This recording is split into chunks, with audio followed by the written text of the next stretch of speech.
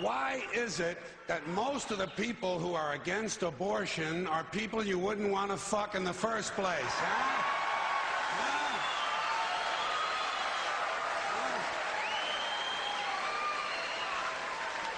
Boy, these conservatives are really something, aren't they? They're all in favor of the unborn. They will do anything for the unborn. But once you're born, you're on your own.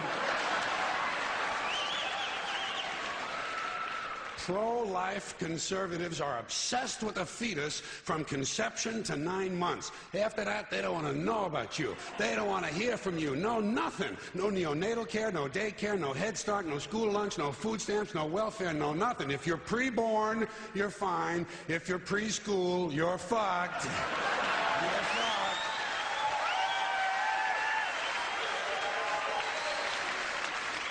Conservatives don't give a shit about you until you reach military age. Then they think you are just fine, just what they've been looking for. Conservatives want live babies so they can raise them to be dead soldiers. Pro-life. Pro-life. These people aren't pro-life, they're killing doctors. What kind of pro-life is that? What, they'll do anything they can to save a fetus, but if it grows up to be a doctor, they just might have to kill it? They're not pro-life. You know what they are? They're anti-woman. Simple as it gets. Anti-woman. They don't like them. They don't like women. They believe a woman's primary role is to function as a broodmare for the state. Pro-life. You don't see many of these white anti-abortion women volunteering to have any black fetuses transplanted into their uteruses, do you? No, you don't see them adopting a whole lot of crack babies, do you? No, that might be something Christ would do. And you won't see a lot of these pro-life people dousing themselves in kerosene and lighting themselves on fire. You know, morally committed religious people in South Vietnam knew how to stage a goddamn demonstration, didn't they? Huh?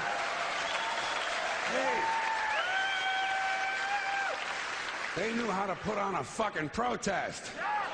Light yourself on fire! Come on, you moral crusaders, let's see a little smoke to match that fire in your belly. Here's another question I have. How come when it's us, it's an abortion, and when it's a chicken, it's an omelet?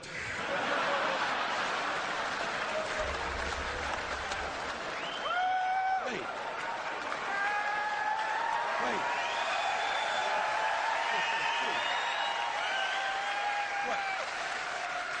What? Are we so much better than chickens all of a sudden?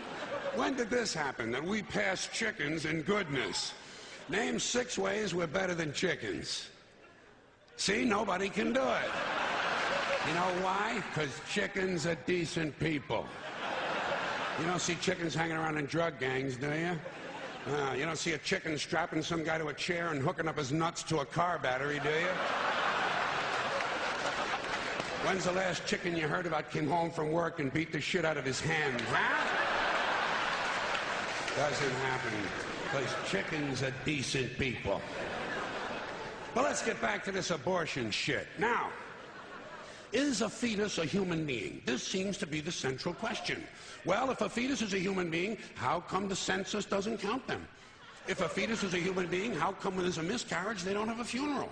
If a fetus is a human being, how come people say we have 2 children and 1 on the way, instead of saying we have 3 children? People say life begins at conception. I say life began about 1 billion years ago, and it's a continuous process. Continuous, just keeps rolling along. Rolling along. I said, you know something? Listen, you can go back further than that. What about the carbon atoms? Huh? Human life could not exist without carbon. So is it just possible that maybe we shouldn't be burning all this coal? Just looking for a little consistency here in these anti-abortion arguments. See, the really hardcore people will tell you life begins at fertilization. Fertilization when the sperm fertilizes the egg, which is usually a few moments after the man says, gee, honey, I was going to pull out, but the phone rang and it startled me.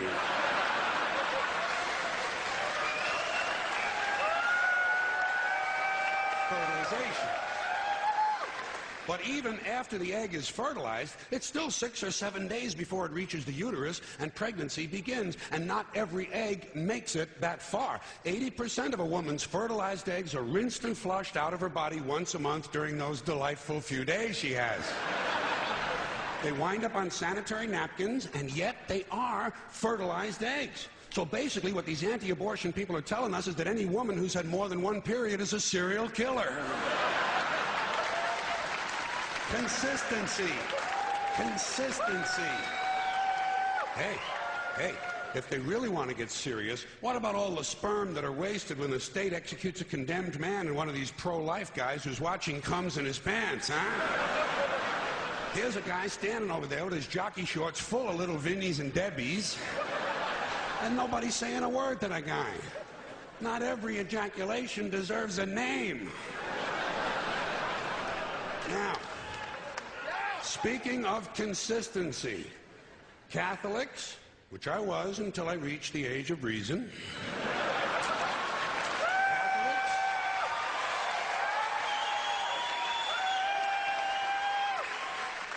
Catholics and other Christians are against abortions, and they're against homosexuals. Well, who has less abortions than homosexuals? Leave these fucking people alone, for Christ's sakes. Here is an entire class of people guaranteed never to have an abortion. And the Catholics and Christians are just tossing them aside. You'd think they'd make natural allies.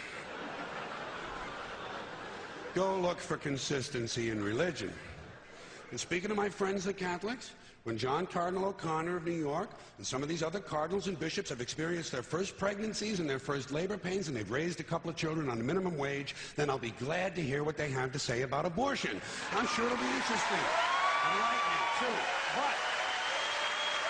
But in the meantime, what they ought to be doing is telling these priests who took a vow of chastity to keep their hands off the altar boys. Keep your hands to yourself, Father. You know? When Jesus said, "Suffer the little children come unto me," that's not what he was talking about.